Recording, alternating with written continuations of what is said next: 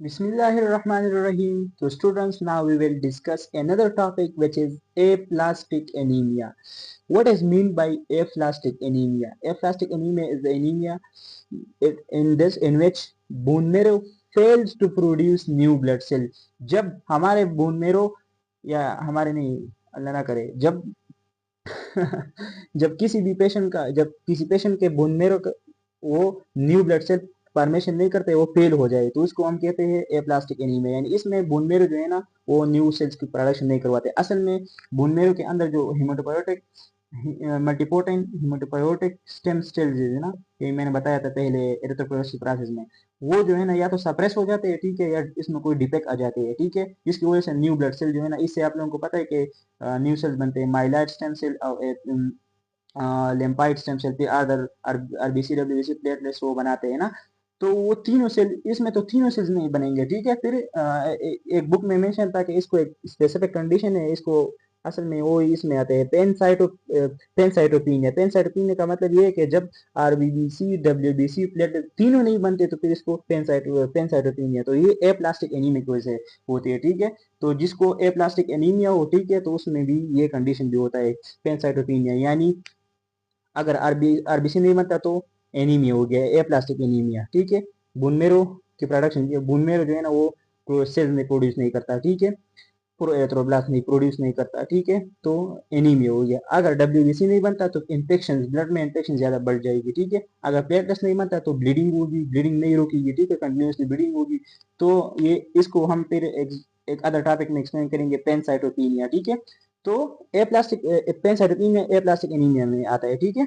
तो हमारा तो एनीमिया से काम है कि आरबीसी प्रोडक्शन नहीं होती। यानी इसमें क्या होती है, इसमें आरबीसी की प्रोडक्शन नहीं होती, सिंपली ये क्यों नहीं होती, क्योंकि बोन मेरो जो है ना वो उस बोन मेरो में जो स्टेम सेल है ना उसमें डिफेक्ट आ जाता है, ठीक है।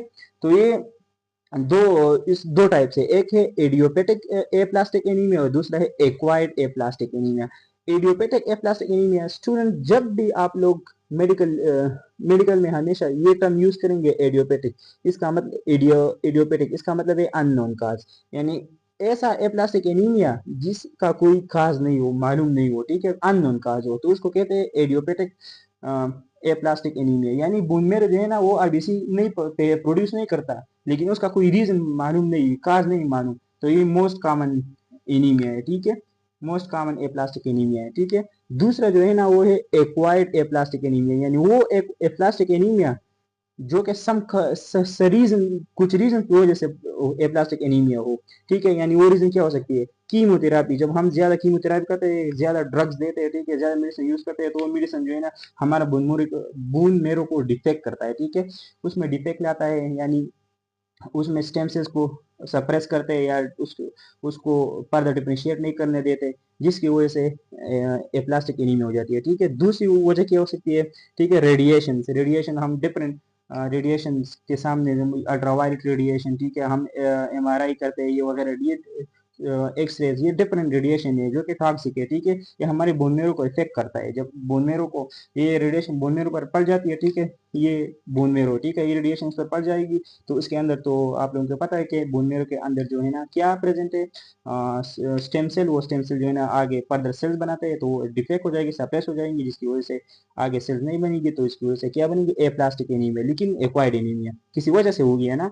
तो तीसरा क्या वजह हो सकती है, कोई वायरल इन्फेक्शन हो गया, कोई भी वायरस ब्लड में अंदर आ गया, ठीक है, फिर वो बोन मेरो को इफेक्ट, उसने बोन मेरो को इफेक्ट किया, जिसकी वजह से न्यू ब्लड सेल नहीं बनते, ठीक है, कोई भी वायरल इन्फेक्शन या ऑटो इम्यून एंटीबॉडीज, या हमारे बॉडी के अपने एंटीबॉडीज जो है ना वो बोन मेरो के अगेंस्ट एंटीबॉडीज बनाते हैं। हमारा इम्यून सिस्टम, हमारा अपना इम्यून सिस्टम बोन मेरो के अगेंस्ट एंटीबॉडी बनाते हैं, जिसकी वजह से जो स्टेम सेल्स है ना वो सप्रेस हो जाते हैं, या उसमें कोई डिफेक्ट आ जाते हैं, वो आगे डिफरेंशिएट नहीं हो पाते, जिसकी वजह से एप्लास्टिक एनीमिया हो जाते हैं। लेकिन कौन से, एक वाइड एप्लास्टिक एनीमिया। इसका ट्रीटमेंट ये है कि या तो आप लोगों ने क्या करना है, बोन मेरो को ट्रांसप्लांट करवाना है, ठीक है, या न्यू ब्लड ट्रांसफ्यूजन करवाने है, तो इसका ये मेन ट्रीटमेंट है, ठीक है।